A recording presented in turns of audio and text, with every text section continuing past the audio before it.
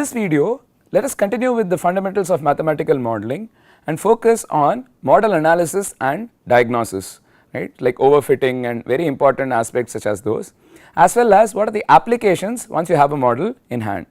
Once you have a model, that is where all the hard work begins, right. In fact, constructing a model is often very painstaking. You need to go through literature, try to identify what are all the possible interactions you want to account for and so on, and put together a bunch of equations.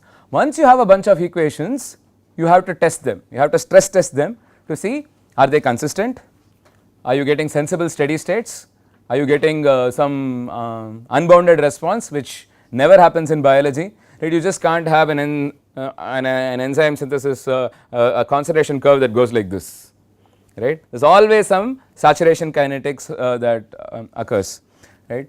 Is the system stable, right. What do you mean by stability?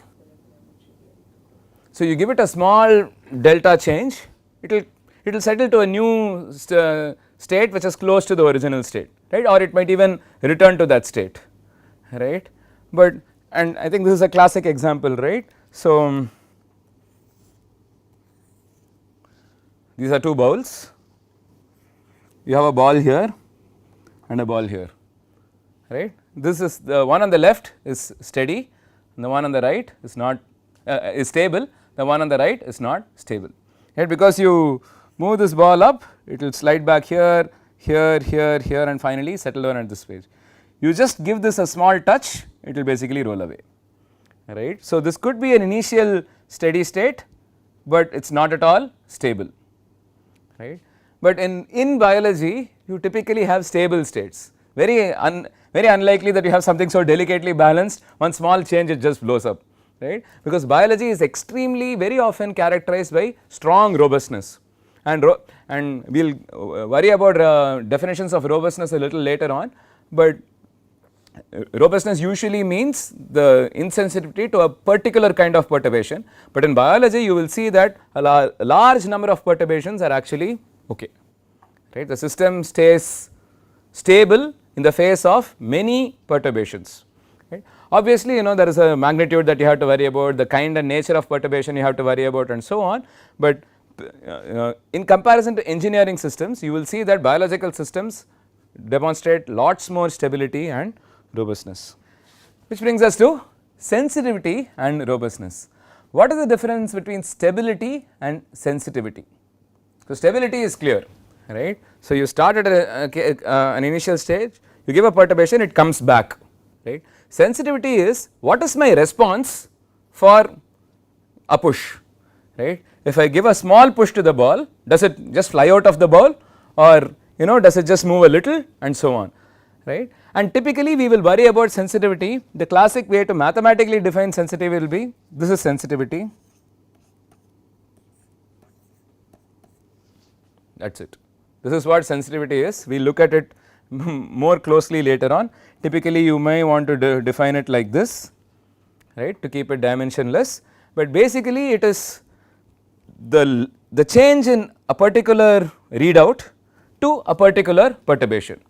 I push something, I do something to the system, I raise the temperature by 1 degree Celsius, how does the rate of my reaction change, how does everything else change, or I add a little more of enzyme, how does everything change. So this is sensitivity, right, and typically you want your system to show good sensitivity to your parameters, right, otherwise you know those parameters are meaningless. You change a parameter, the system remains the same, that parameter rather should not have been there in the first place, right. We will look at all these in greater detail as we go on, but the purpose of this lecture is to introduce you to what kinds of things one worries about while building models, and it is good to be aware of this whole thing when you start the modeling exercise itself.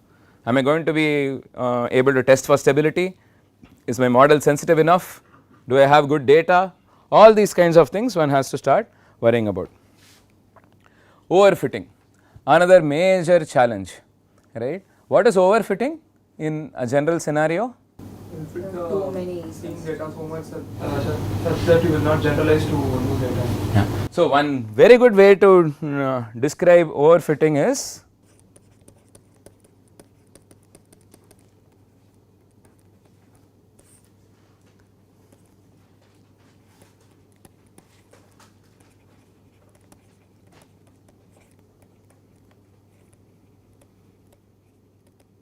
you lose the ability to generalize, right. You basically fit the data We memorize the data rather than generalize. too well, right.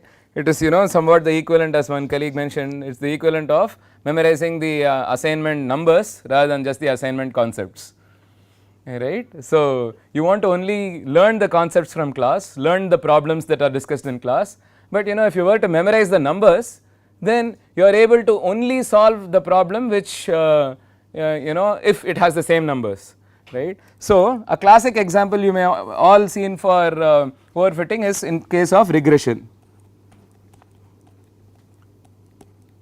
You have a simple system like this and you want to build some sort of correlation, right, there is y and there is x.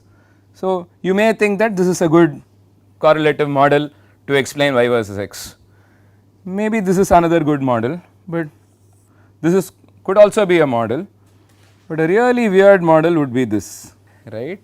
So, the problem with this model is that it perfectly reproduces the original data, but it might really, so when I get a new point, so for this x I might have to predict this y, but this might predict something here or something here depending upon how it has been fluctuating, right. So, you have memorized the noise in the data set as well instead of just the trend in the data set, right. So, this becomes an important thing to worry about, and this has very fundamental implications, right. How big should your model be?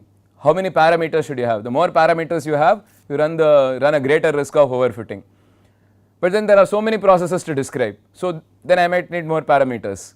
So, you have these an interesting trade off that needs to be arrived at. So, you need to worry about all of these things, and always be aware of the limitations of any model that you use, right. So, Michaelis Menten will work only in certain scenarios. It has to, the system has to have free diffusion, the temperature of the system should not change, right. There are no other interfering factors and so on and things like that. So, there are a number of assumptions that underlie every single model, and usually people gloss over them and ignore them and make mistakes.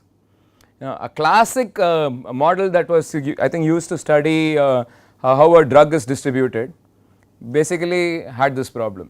So, people just started using that model in all scenarios, whereas it was only acceptable for low concentrations of drug and so on, right. So, when you extrapolate something, you need to be able to you need to understand how far you can extrapolate, right. If you have data from t equal to 1 to t equals 200 minutes, maybe you can extrapolate it to t equals 240 minutes, but you may not be able to extrapolate it to 10 days, right, because you do not know how the curve is going to change, how the other parameters are going to change as your simulation proceeds.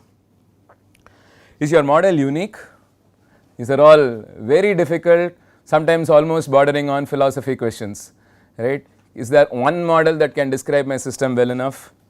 But better still, can you invalidate hypotheses? This is in fact one of the most useful aspects of any modeling exercise, right. You start with a hypothesis, you do not like it, I mean you can't prove it, can you show that if you make these assumptions the model breaks down, the model cannot explain your reality, then you may have in fact succeeded in invalidating your hypothesis.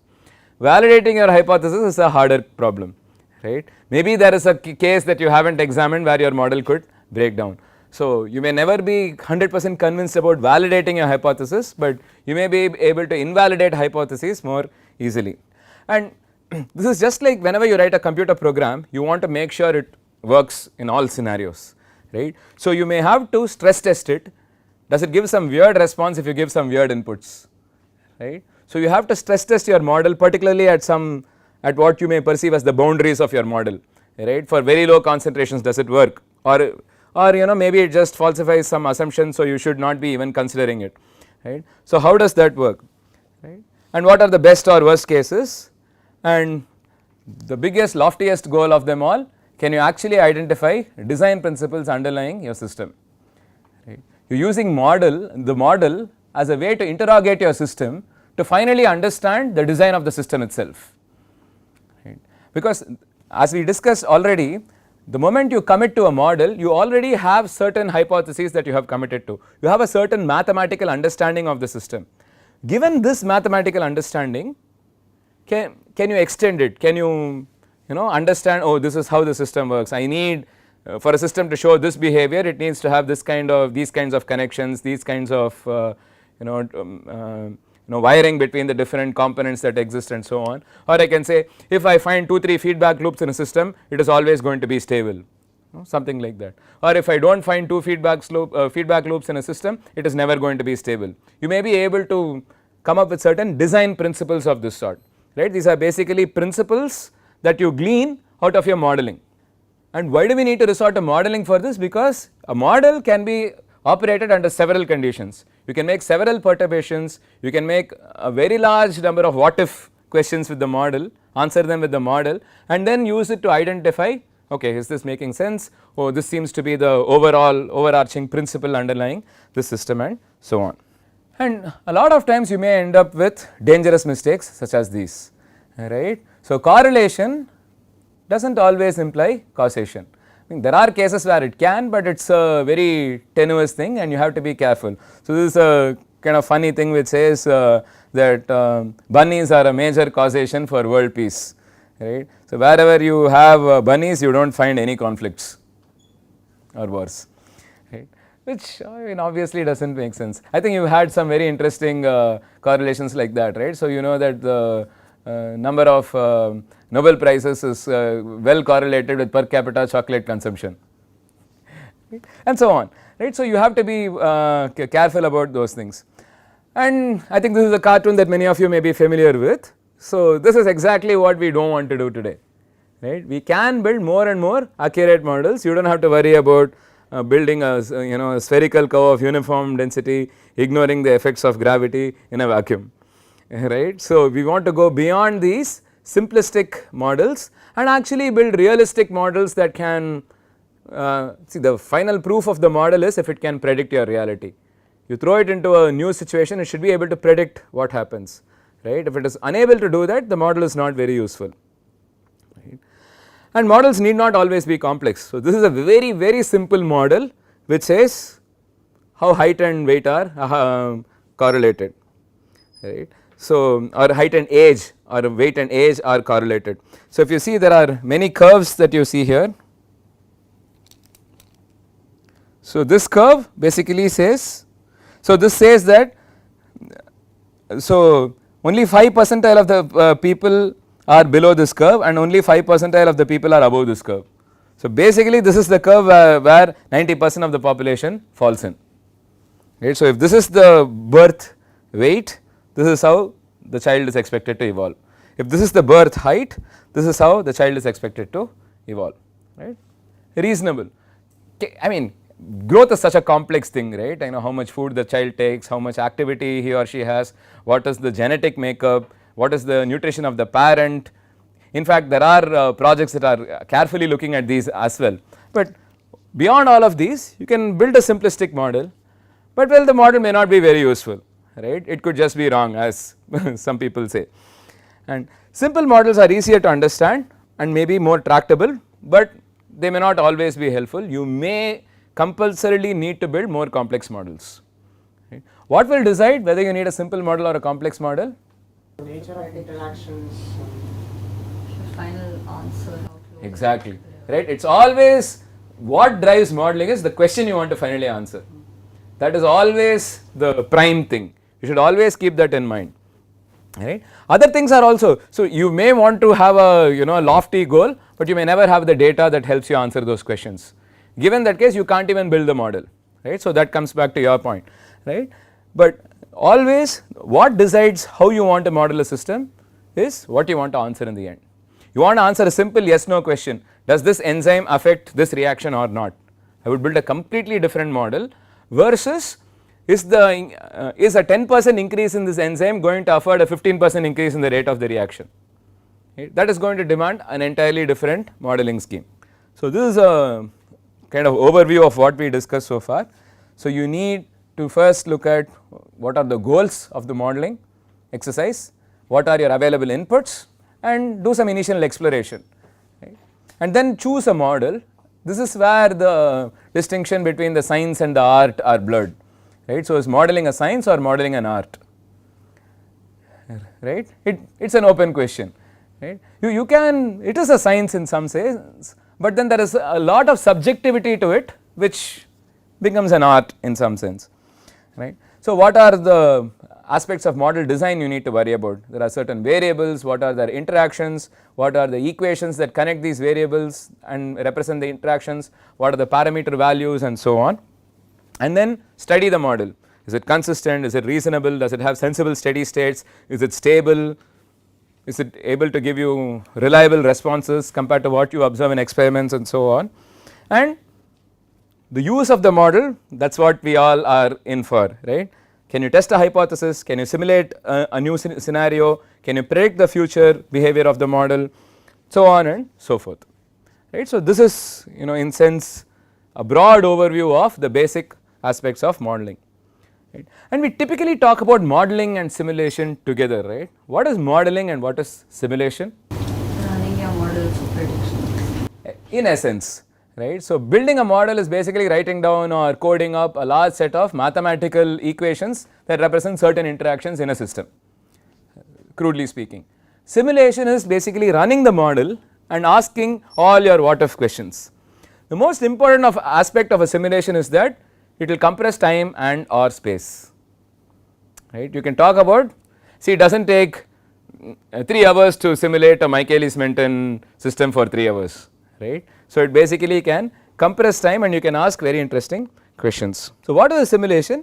It is the manipulation of a model in such a way that it operates on time or space to compress it, and most importantly help us perceive interactions that were otherwise not visible, right. Because you have compressed it, you can actually see certain interactions that you were not able to observe otherwise. So, why simulate? You want to investigate the detailed dynamics of the system. Most importantly and practically always, you want to ask a lot of what if questions about the system. What if this happens? What if the enzyme concentration is doubled and so on.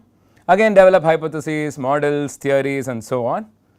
Actually substitute experiments, and a very useful pedagogical tool, very helpful for me to teach a class such as this, right. We will simulate several things. We will simulate interactions between enzymes and substrates, we will simulate interactions between metabolites in a cell, we will simulate how a network changes if you change various properties of a network and so on, right. How does the connectivity of a network change as you change certain parameters in a network, so on and so forth.